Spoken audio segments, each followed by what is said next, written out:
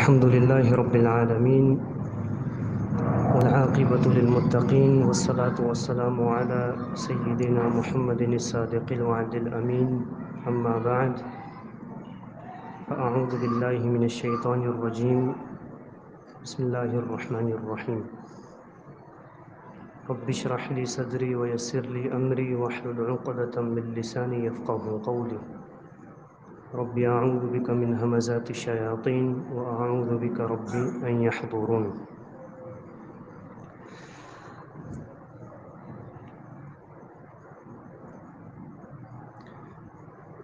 سورہ نور کا یہ ایک رکوع مکمل ہو چکا ہے، جس میں ہم نے احکامات پڑھے ہیں زنا کے حوالے سے، تہمت لگانے کے حوالے سے۔ جیسا کہ میں نے آپ کو شروع میں یہ بتایا تھا کہ یہ صورت احکامات کی صورت ہے، اس میں احکامات ذکر ہیں، اس لیے پھر ایک حکم پر تفصیلی گفتگو ہوتی ہے اور اس حکم کے ضمن میں جتنی باتیں آتی ہیں وہ تفصیلی ڈسکس ہوتی ہیں۔ لیکن اس صورت میں توحید کا بھی ذکر ہے اور وعظ و نصیحت بھی ہے، کیونکہ قرآن کریم کی آیات ہیں، اس کو آپ ذہن میں رکھیں، میں نے بار بار آپ کو یہ بتایا ہے۔ کچھ آیات ایسی ہیں ان میں مناظرہ ہے یہودیوں، عیسائیوں اور کافروں سے، کچھ احکامات ایسے ہیں ان میں ایمانیات کا ذکر ہے، آخرت کا ذکر ہے، اور کچھ آیات ایسی ہیں کہ ان میں عمل کرنے والے احکامات ہیں کہ یہ کام کرنا ہے اور یہ کام نہیں کرنا ہے، اور کچھ آیات ایسی ہیں ان میں وعظ و نصیحت ہے، صبر کا درس، اللہ پر امید کا درس، شکر کا درس، توکل کا درس۔ اب یہ جو دوسرا رکوع شروع ہو رہا ہے، اس میں ہمارے لیے وعظ و نصیحتیں ہیں۔ پیچھے تو رکوع ہم نے پڑھا ہے، اس میں احکامات ذکر ہیں، زانی زنا کرے اس کو کیا کرو، شادی شدہ ہو رجم کرو، غیر شادی شدہ ہو جلا وطن کرو، کوڑے لگاؤ، کوئی الزام لگا اس کو 80 کوڑے لگاؤ۔ الغرض جو بھی ہم نے پڑھا وہ احکامات تھے کرنے اور نہ کرنے کے۔ ابھی یہ جو رکوع شروع ہو رہا ہے اس میں ہمارے لیے وعظ و نصیحت ہے، اور اس رکوع جو شروع ہو رہا ہے اس کے پیچھے بیک گراؤنڈ ہے، پس منظر ہے۔ اس میں خاص طور پر ہماری ماں اماں عائشہ رضی اللہ عنہا کی برات ہے، ان کی عظمت ہے، ان کی فضیلت ہے۔ اس کے علاوہ دیگر باتیں بھی ہیں جو انشاءاللہ ہم کل جو گزشتہ ہے اس کی کلاس جو مس ہوئی ہے تو آئندہ کل میں انشاءاللہ بات کریں گے۔ لیکن یہ جو رکوع ہے اس کے پیچھے پس منظر کیا ہے، اس کا شان نزول کیا ہے، جس میں اللہ تعالیٰ نے اماں عائشہ رضی اللہ عنہا کی برات کو ذکر کیا ہے۔ وہ اماں عائشہ خود اپنی زبانی بیان کرتی ہیں، صحیح بخاری میں تفصیل سے واقعہ موجود ہے، اس کو آپ توجہ سے سنیں گے تو آپ کو بات میں سمجھ میں آئے گی۔ صحیح بخاری میں حدیث ہے، اماں عائشہ فرماتی ہیں تقریباً سن 6 ہجری کے اواخر میں، اینڈ میں، ایک غزوہ پیش آیا جس کو کہا جاتا ہے غزوہ بنی مستلق، یا اس کا دوسرا نام ہے غزوہ مریسی۔ سن 6 ہجری کے آخر میں یہ غزوہ پیش اس طرح آیا کہ بنو مستلق کا جو سردار تھا حارث بن ابی زرار، وہ مدینہ پر چڑھائی کے لیے تیاری کر رہا تھا، حملہ کرنے کے لیے۔ اللہ کے رسول صلی اللہ علیہ وسلم کو اس بات کی خبر ہوئی تو اللہ کے رسول نے ایک صحابی کو مخبری کے لیے بھیجا کہ مخبری کر کے آؤ کہ یہ بات سچی ہے یا جھوٹی ہے۔ وہ صحابی گئے، مخبری کر کے آئے، پتہ چلا کہ واقعی میں بنو مستلق کے لوگ جو ہیں وہ مدینہ پر حملہ کرنا چاہتے ہیں، کافر ہیں وہ۔ اللہ کے رسول صلی اللہ علیہ وسلم کو جب خبر کی تصدیق ہو گئی تو اللہ کے رسول نے لشکر تیار کیا اور بنو مستلق سے لڑنے کے لیے مدینہ سے باہر نکلے۔ اب اللہ کے رسول صلی اللہ علیہ وسلم کی عادت ہوتی تھی کہ جب بھی سفر پر نکلتے، کوئی بھی سفر جہاد کا ہو، کسی بھی سفر میں نکلتے تو اپنی بیویوں میں سے کسی ایک بیوی کو ضرور لے کر جاتے، اور نبی علیہ الصلوۃ والسلام کا طریقہ یہ تھا کہ آپ قرہ اندازی کرتے۔ ہو سکتا ہے کسی کو اپنی زبانی کہتے کہ اس سفر میں میرے ساتھ فلاں چلے گی، اس سفر میں میرے ساتھ فلاں چلے گی، تو اس میں ہو سکتا ہے بیویوں میں لڑائی ہو جائے، تو اللہ کے رسول قرہ اندازی کرتے تھے، پرچیاں بناتے، قرہ ڈالتے، اس میں سے جس کا نام آتا اس کو سفر میں لے جاتے۔ تو اس بنی مستلق قبیلے سے لڑنے کے لیے اس غزوے میں اماں عائشہ کا نام آیا، اللہ کے رسول چل پڑے۔ اب بغیر لڑائی کے اللہ تعالیٰ نے فتح دے دی۔ جب کافر حارث بن ابو زرار کو پتہ چلا، حالانکہ اس کے ساتھ بہت سے عرب جمع ہوئے تھے، وہ یہ سمجھا کہ چھپ کر میں مدینہ پر حملہ کر لوں گا، لیکن اللہ کے رسول کو پتہ چلا صلی اللہ علیہ وسلم، اللہ کے رسول نکلے، حارث بن ابو زرار کو پتہ چلا تو وہیں پر ہی ڈر کر وہ بھاگ گئے، اس سے جو عرب ملے ہوئے تھے، عرب کے جو قبیلے ملے ہوئے تھے، اللہ کے رسول کی خبر سن کر بھاگ گئے۔ یہ اللہ کے رسول صلی اللہ علیہ وسلم کا روب ہے نا، نصرت بالرعب مسیرۃ شہر، کہ اگر میں ایک مہینے کی مسافت پر ہوں، کافر اتنا دور ہے کہ اگر چل کر ایک مہینہ لگے، اتنا دور ہے، اس کو میری خبر مل جائے نا تو وہ ڈر کے بھاگ جائے۔ یہ رسول اللہ صلی اللہ علیہ وسلم کا روب تھا۔ تو بغیر لڑائی کے اس غزوے میں اللہ تعالیٰ نے فتح دے دی، قیدی ہاتھ میں آئے، مال غنیمت ہاتھ میں آیا۔ اس کے بعد یہ قصہ طویل ہے، اس کو سننا پڑے گا سمجھنے کے لیے آیات۔ یہی وہ غزوہ ہے جس میں ایک مہاجر صحابی نے ایک انصاری صحابی کو لات ماری تھی، مستی میں لات ماری، برداشت نہیں ہوا تو انصار نے آواز لگائی کہ اے انصاریوں آ جاؤ میری مدد کرو۔ ادھر سے مہاجر نے آواز لگائی کہ اے مہاجروں آؤ میری مدد کرو۔ صرف مستی مذاق تھی، اس مستی مذاق نے لڑائی کی شکل اختیار کر لی۔ اللہ کے رسول صلی اللہ علیہ وسلم کو پتہ چلا یہ لڑنے لگ رہے ہیں، تو اللہ کے رسول اپنی چادر گھسیٹتے ہوئے گئے کہ کہا کہ دعوہا فإنہا منتنہ، یہ جاہلیت کی آوازیں چھوڑ دو مہاجر انصار، یہ قوم پرستی چھوڑ دو، یہ قبیلہ پرستی چھوڑ دو، یہ جاہلیت کی پکارے بدبو دار ہے یہ۔ اس وقت اب عبداللہ بن ابی منافق تھا، وہ انصاری تھا، مدینہ میں سے تھا۔ اس کو جب پتہ چلا اس قصے کا، اللہ کے رسول صلی اللہ علیہ وسلم بھی مہاجر تھے، تو اس نے یہ بات کہی کہ کیا قصہ ہوا ہے؟ جب اس کو پتہ چلا نا کہ یہ ہوا ہے، مہاجر نے انصاری کو لات ماری، جب لڑنے لگے تو اللہ کے رسول نے صلی اللہ علیہ وسلم ان کو ٹھنڈا کر دیا۔ اس نے کہا اچھا مدینہ میں آئیں گے، ہم عزت والے ان ذلیل لوگوں کو نکال دیں گے۔ یہ قصہ اسی غزوے کا ہے۔ لیکن مدینہ میں گیا یہ خبیث انسان، کافر مسلمان کے مقابلے میں کیا روب پکڑ سکتا ہے؟ کہ نہیں، وہ بھی اللہ کے رسول صلی اللہ علیہ وسلم کے مہینے کی مسافت پر کافر ہو تو اس کا پیشاب نکل جائے۔ اس نے کچھ نہیں کرنا تھا، صرف دعوے کرنے تھے۔ اس نے یہ زبان میں سے بکواس تو کی کہ ہم عزت والے ذلیل لوگوں کو نکال دیں گے، کیونکہ بھڑاس تھی، یہ کافر تھا اندر سے، یہ منافق تھا، برداشت نہیں ہوتا تھا ان سے کہ اتنی فتح مل گئی بدر میں، احد میں، خندق میں، خیبر میں، ابھی بنو مستلق میں، ان سے برداشت نہیں ہوتا تھا اسلام کا پھیلنا، لیکن کر تو کچھ نہیں سکا۔ اب قصہ یہ ہوا کہ جب اس غزوے سے واپس لوٹے اللہ کے رسول صلی اللہ علیہ وسلم تو مدینہ کے قریب رات کے وقت پڑاؤ ڈالا کہ ادھر ہی رات گزارتے ہیں، پھر صبح ہوگی تو مدینہ کی طرف نکل پڑیں گے۔ اب اماں عائشہ بھی تھی۔ اس سفر میں ایسے ہوتا تھا کہ عورتوں کو ایک ڈھولی قسم کا باکس ہوتا تھا، جس کو ہم ڈولی کہتے ہیں، کندھے پر لوگ اٹھاتے ہیں اس کو، لیکن یہ عمومی طور پر ہندوؤں میں شادی میں ہوتا ہے کہ ڈولی میں دلہن کو بٹھایا جاتا ہے۔ لیکن آپ کو سمجھانے کے لیے میں کہہ رہا ہوں کہ وہ ڈھولی قسم کی ایک چیز تھی، باکس تھا، اس میں اماں عائشہ بیٹھتی تھیں اور صحابہ کو کندھے پر اٹھا کر سفر میں چلتے تھے۔ اب رات کو جب پڑاؤ ڈالا تو اماں عائشہ کو پتہ چلا کہ رات ادھر ہی رکنا ہے، تو قضاء حاجت کے لیے تھوڑا دور چلے گئیں، لشکر سے تھوڑا دور گئیں۔ اس کے بعد واپس آ رہی تھی قضاء حاجت سے، جس سے اپنے سینے پر ہاتھ لگا تو ایک ہار پہنتی تھی اماں عائشہ رضی اللہ عنہا، دیکھا کہ ہار غائب ہو گیا، واپس اسی طرف پلٹی قضاء حاجت کی جگہ۔ وہاں تلاش کرتے کرتے دیر لگ گئی ہار ملتے ملتے، پھر ہار ملا، ڈھونڈ کر واپس جب لشکر کی طرف گئیں تو لشکر نکل چکا تھا۔ اب اماں عائشہ پریشان ہو گئی، خود کہتی ہیں نہ کوئی بولنے والا نہ کوئی جواب دینے والا، یعنی کوئی بھی نہیں تھا۔ اب پریشان ہو گئی کہ انہوں نے سوچا کہ چلو میں یہیں پہ بیٹھتی ہوں۔ انہوں نے ڈولی اٹھائی، وہ چلے گئے، ہودج کہتے ہیں اس کو، ڈولی کو ہودج کہتے ہیں عربی میں۔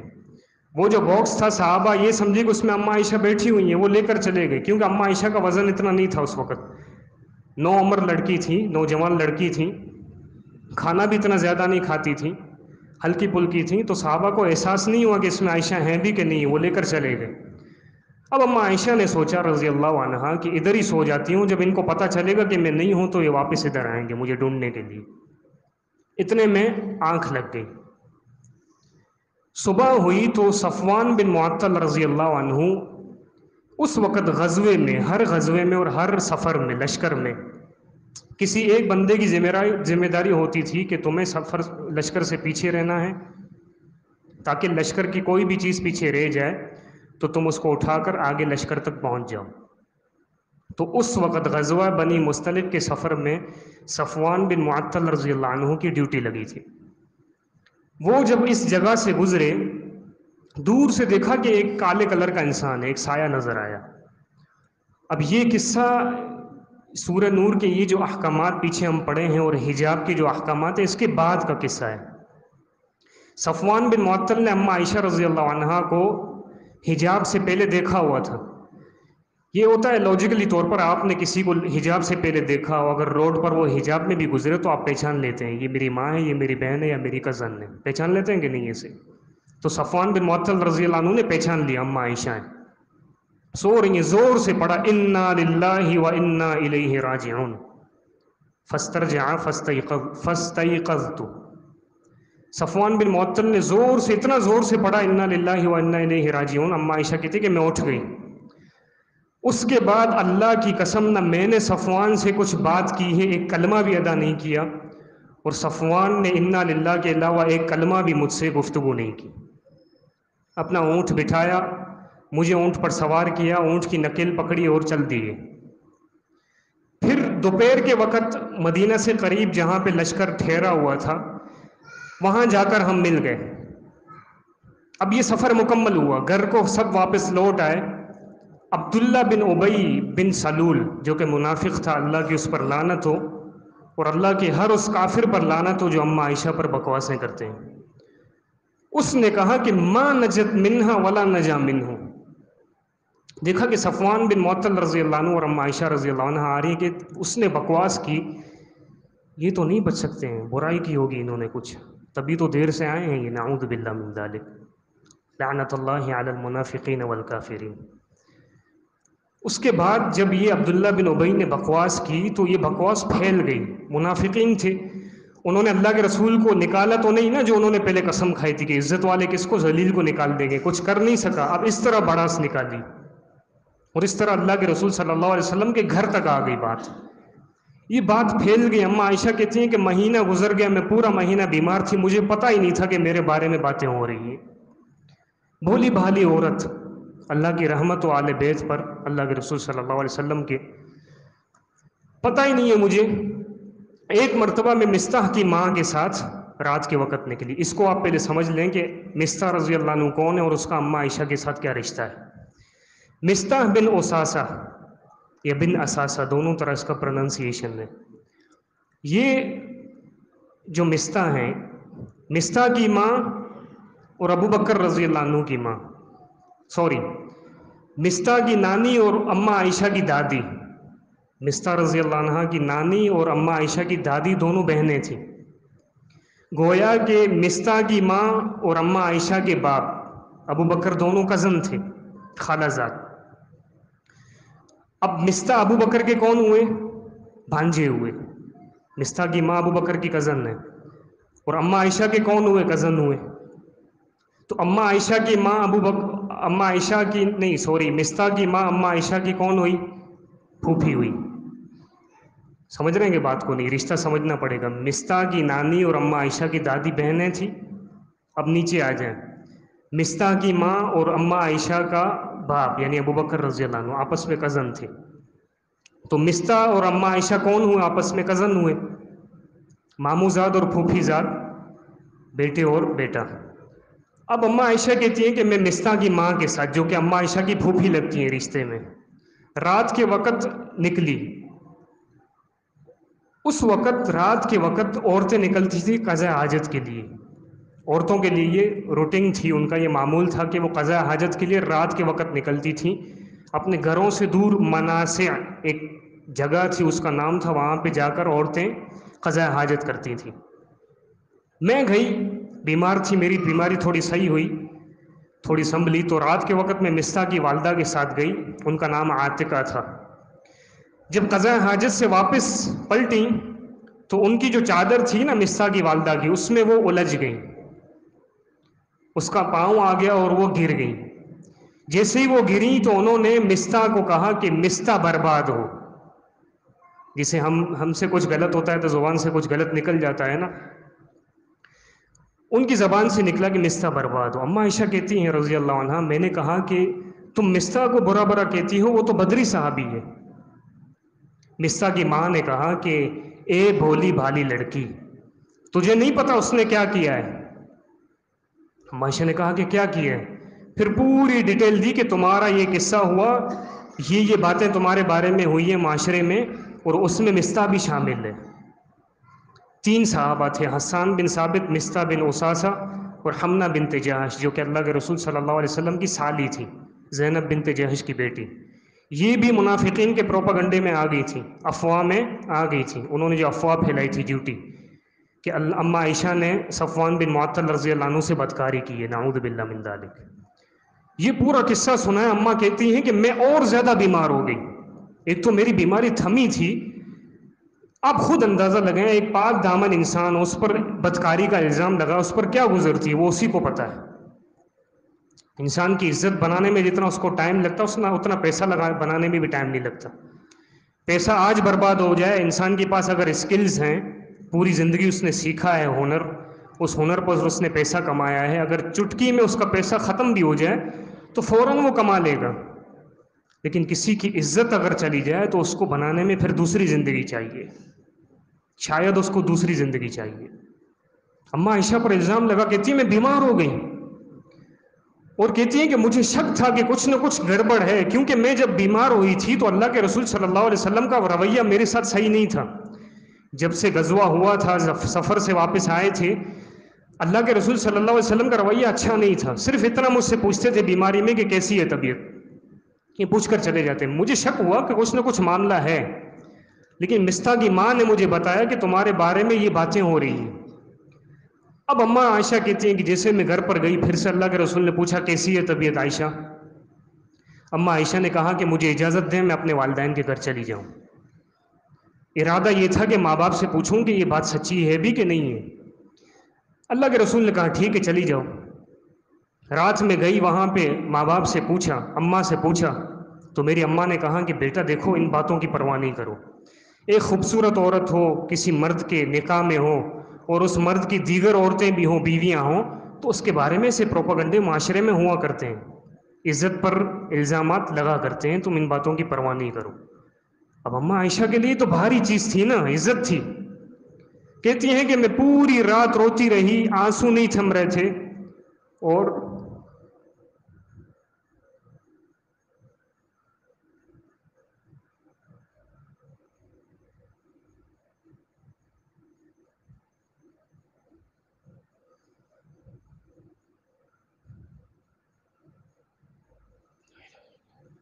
نیند نہیں آ رہی تھی پوری رات. ایک رات گزر گئی.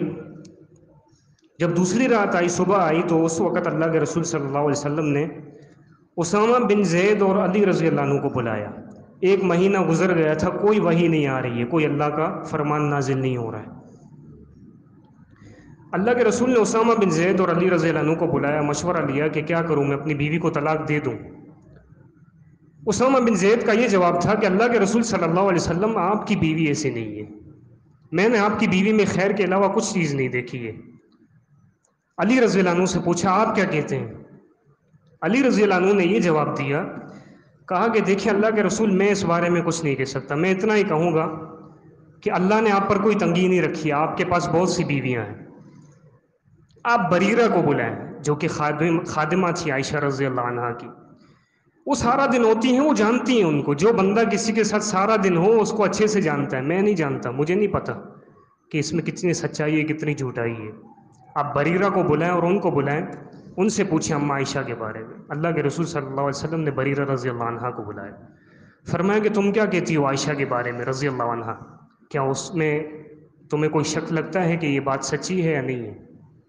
بریرہ رضی اللہ عنہ نے کہا کہ اللہ کی قسم، اس ذات کی قسم جس نے آپ کو دین حق دے کر بھیجا ہے، میں نے آپ کی بیوی میں خیر کے علاوہ اور کچھ نہیں پایا، کچھ بھی عیب نہیں پایا۔ ہاں صرف اتنا میں نے دیکھا ہے، بیچاری 9 عمر لڑکی ہے، نوجوان لڑکی ہے، آٹا گوندتے گوندتے سو جاتی ہے، اتنی غافل ہے یہ تو کہ بکری آ کر آٹا کھا کے چلی جاتی ہے، اس کو پتہ نہیں چلتا۔ یہ کہاں سے برائی میں مبتلا ہوگی، ملوث ہوگی؟ نہیں۔ اللہ کے رسول صلی اللہ علیہ وسلم کو یقین تھا کہ میری گھر والی ایسی نہیں ہو سکتی، لیکن جب بات اتنی پھیل جائے تو اس کا اتنا معاشرے میں اثر ہوتا ہے کہ اچھے خاصے لوگ بھی شک میں پڑ جاتے ہیں۔ یہ مسائل آئیں گے اس آیات میں، اس رکوع میں۔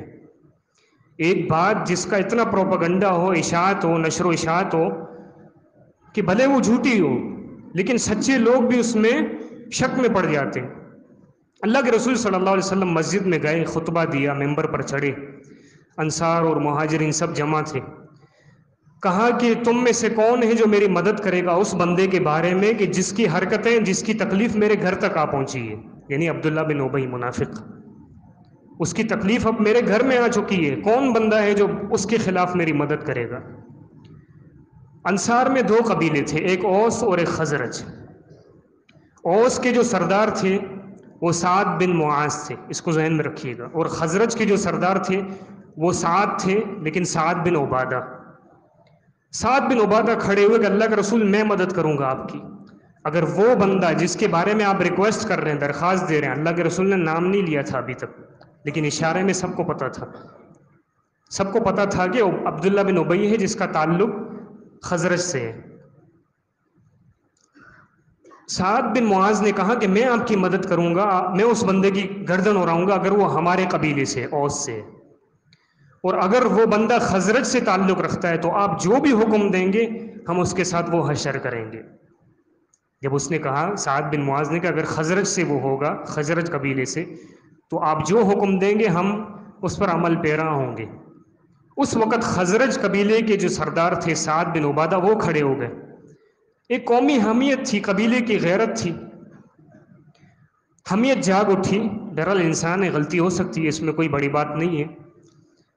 ایک قبیلے کی غیرت اٹھی اور سعد بن عبادہ نے سعد بن معاذ کو کہا کہ اللہ کی قسم تم جھوٹ بول رہے ہو، تم ہمارے قبیلے کے کسی بندے کو قتل نہیں کرو گے اور نہ ہی تم کر سکتے ہو، تمہارے اندر طاقت بھی نہیں ہے، کر کے تو دکھاؤ۔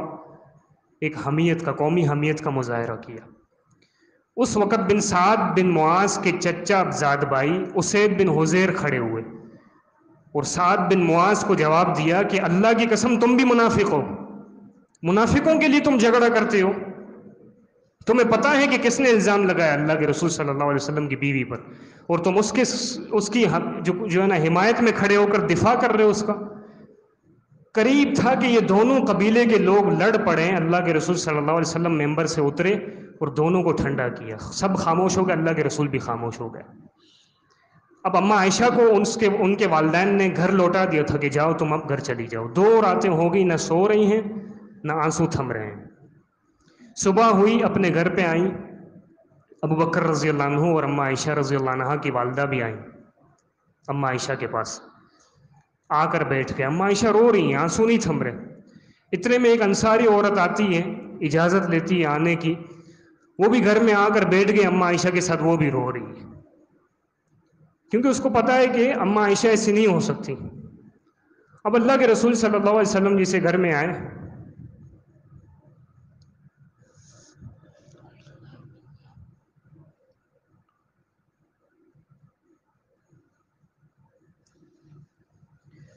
اللہ کے رسول صلی اللہ علیہ وسلم نے خطبہ پڑھا اور اماں عائشہ کو کہا کہ دیکھو عائشہ، اگر تم سے گناہ ہوا ہے فاستغفر اللہ وتوبی الیہ، اللہ سے توبہ کر لو، استغفار کر لو۔ فإن العبد اذا اعترف بذنبه ثم تاب تاب اللہ علیہ، جب بندہ اپنے گناہ کا اقرار کر لیتا ہے، قبول کر لیتا ہے اپنے گناہ کو، پھر توبہ کرتا ہے تو اللہ تعالیٰ اس کی توبہ قبول کرتا ہے۔ اگر تم سے گناہ ہوا ہے تو تم توبہ کر لو، اگر تم بری ہو، تم سے گناہ نہیں ہوا، تو اللہ تعالیٰ ضرور بھی ضرور تیری برات کے بارے میں کوئی حکم دے گا۔ اماں عائشہ کہہ رہی ہیں کہ جیسے اللہ کے رسول نے یہ باتیں کی، میرے آنسو ایسے تھم گئے جیسے میرے اندر ایک قطرہ بھی نہیں ہے اب رونے کے لیے، خشک ہو گئے آنسو۔ میں نے اپنے ابا کو کہا، ابو بکر صدیق رضی اللہ عنہ کو، جواب دیں آپ اللہ کے رسول کو۔ کہا کہ میں کیا جواب دوں، مجھے نہیں معلوم میں کیا کروں تمہارے بارے، کیا کہوں، وہ بھی اللہ کے رسول ہیں صلی اللہ علیہ وسلم، تم بیٹی تو ہو لیکن سامنے اللہ کے رسول ہیں، میں کیا کہوں ان کو۔ کہتی ہیں کہ میں نے اپنی اماں کو کہا کہ اماں آپ جواب دیں، اماں نے بھی یہی جواب دیا، میں کیا کہوں، اللہ کے رسول ہے سامنے صلی اللہ علیہ وسلم۔ پھر اس وقت میں نے یہ جواب دیا، عائشہ کہتی ہیں کہ میں زیادہ قرآن پڑھی ہوئی نہیں تھی، زیادہ قرآن پڑھی ہوئی نہیں تھی، کم سن لڑکی تھی، نوجوان لڑکی تھی۔ میں نے اللہ کے رسول کو یہ جواب دیا کہ دیکھیں، میرے بارے میں جس بات کا چرچا ہوا ہے وہ اس قدر ہوا ہے کہ آپ کے دلوں میں بیٹھ گئی ہے وہ بات۔ اگر میں یہ کہوں کہ میں بری ہوں، اللہ جانتا ہے کہ میں بری ہوں، لیکن آپ لوگ میری تصدیق نہیں کریں گے کیونکہ پروپیگنڈا اتنا زیادہ ہوا ہے۔ اور اگر میں یہ کہوں کہ مجھ سے کوئی کام ہو گیا ہے، جبکہ اللہ کو پتہ ہے کہ مجھ سے کچھ بھی نہیں ہوئی غلطی، لیکن میں اگر کہہ دوں تو آپ لوگ اس کی تصدیق کر لیں گے کیونکہ آپ کے دلوں میں اتنی بات بیٹھ گئی ہے، چرچا اتنا پیوست ہو گیا ہے۔ ہاں صرف میں اتنا کہوں گی جو یوسف علیہ السلام کے باپ نے کہی تھی بات، وہ کیا بات، فصبر جمیل واللہ المستعان علی ما تصفون۔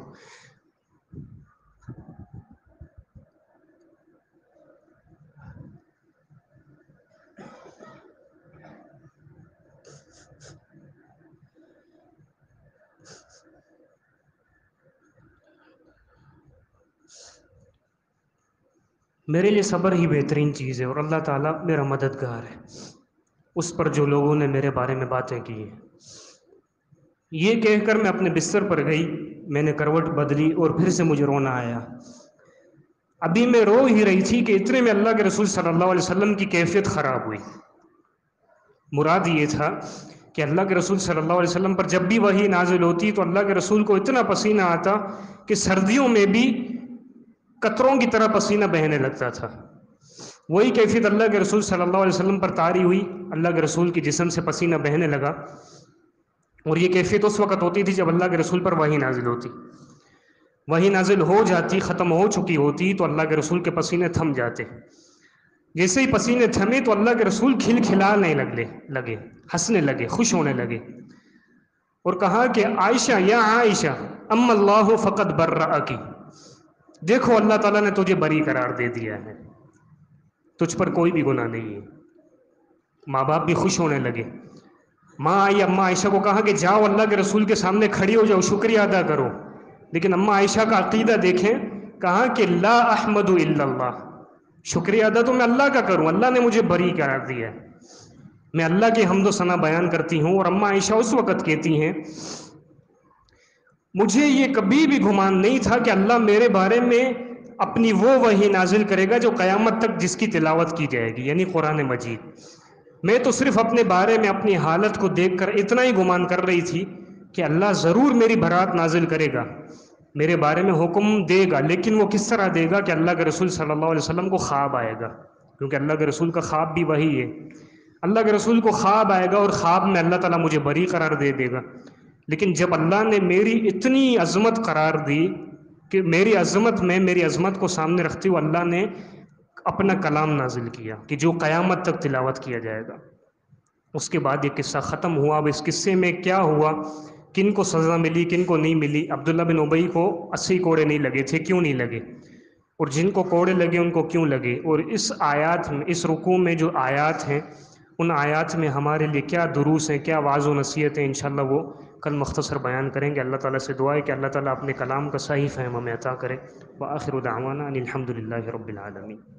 اس ویڈیو کو زیادہ سے زیادہ شیئر کیجیے اور ہمارے چینل سبحانی مسجد لیاری کو سبسکرائب کیجیے اور صدقہ جاریہ کے مستحق بنیے۔ جزاکم اللہ خیرا کثیرا فی الدنیا والآخرہ۔